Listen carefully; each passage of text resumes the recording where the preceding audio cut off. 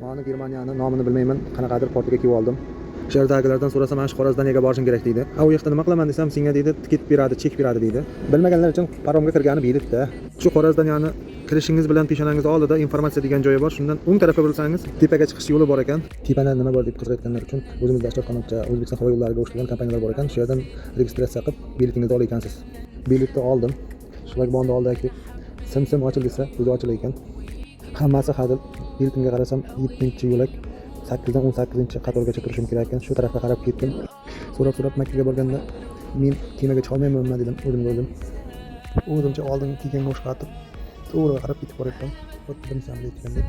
Qani to'g'ri yuraveringchi, Allohga tavakkal. Oldimdan nima chiqib qolar desam, haqiqatan oldimdan shlagbon chiqib qoldi-ku. Shlagbonga hamshagi esi gapdi.